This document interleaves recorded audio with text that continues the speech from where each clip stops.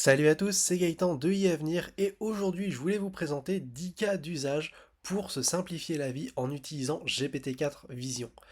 Mais avant de démarrer, je voulais vous inviter à aller cliquer dans le premier lien dans la description, c'est mon e-book gratuit pour les 30 IA de demain, celles qui ont révolutionné le monde aujourd'hui et qui vont révolutionner le monde demain. C'est un e-book totalement gratuit que je vous ai rédigé. Il est pour vous dans la description en quelques clics. Et on s'attarde pas plus sur ça, on démarre tout de suite la présentation. Mais avant, GPT-4 Vision, qu'est-ce que c'est? C'est tout simplement la nouvelle fonctionnalité qui est arrivée sur ChatGPT d'OpenAI, qui est tout simplement la possibilité d'uploader des images et d'interagir avec. Donc je vous fais pas de dessin, on va rentrer directement dans le vif du sujet avec le cas numéro 1, prendre une photo de votre salle de sport à domicile et transformer-la en programme d'entraînement complet basé sur votre équipement. Parce que c'est pas forcément évident de savoir quel exercice faire avec ce qu'on a.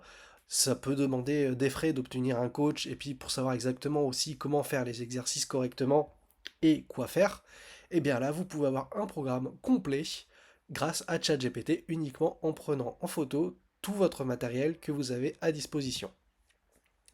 Cas numéro 2, prenez une photo d'une image et transformez-la en site web avec du code fonctionnel. Si vous faites un dessin ou que vous êtes doué un petit peu avec des outils genre Photoshop pour créer des maquettes, vous pouvez juste avec une photo demander à ChatGPT de vous générer le HTML et le CSS qui vont y correspondre pour pouvoir créer derrière votre site web. Et pour l'avoir essayé, ça marche extrêmement bien. Cas numéro 3, prendre une photo d'une plante ou d'un animal pour l'identifier. Ça peut être super pratique si vous faites une balade en forêt et que vous voulez cueillir des champignons par exemple. Cas un peu à prendre avec les pincettes parce que ça reste quand même un domaine assez compliqué pour les champignons, vérifiez quand même. Mais pour découvrir des espèces d'animaux ou de plantes avec les enfants, ça peut être quelque chose d'assez sympathique à faire. Cas numéro 4, télécharger une maquette de votre produit et site web et obtenir des retours de ChatGPT. Parfois, on peut se demander qu'est-ce qui vaudrait mieux, surtout du point de vue du référencement et de l'expérience utilisateur. Eh bien, ChatGPT pourra vous donner son avis là-dessus.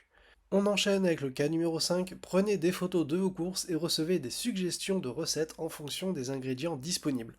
Ça peut être super intéressant si vous avez l'habitude de faire des achats et puis même que vous voulez juste profiter, on va dire, des aliments un peu de saison qui sont pas toujours très faciles à cuisiner si on n'en a pas l'habitude.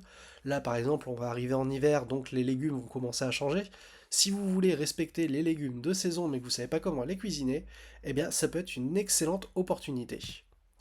Cas numéro 6, demandez à ChatGPT de vous coacher dans n'importe quel passe-temps ou projet en donnant des retours sur votre travail.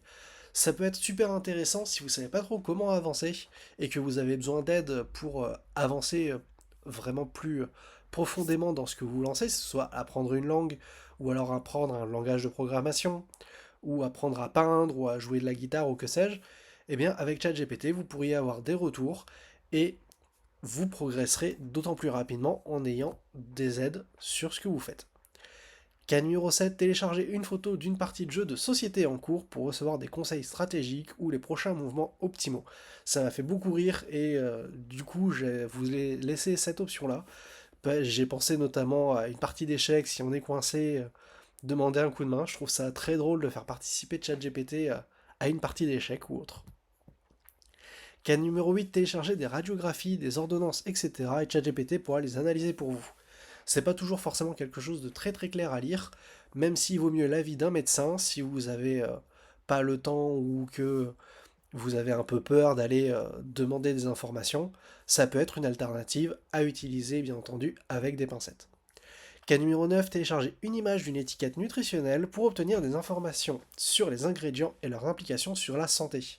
Quand on voit une étiquette d'un produit avec la liste de choses qu'on ne comprend pas, bah là, avoir directement une réponse sur exactement qu'est-ce que c'est que chaque ingrédient qui est dedans, plutôt que de les chercher un à un et de passer sur une palanquée de sites pour trouver la bonne réponse, je trouve ça super intelligent.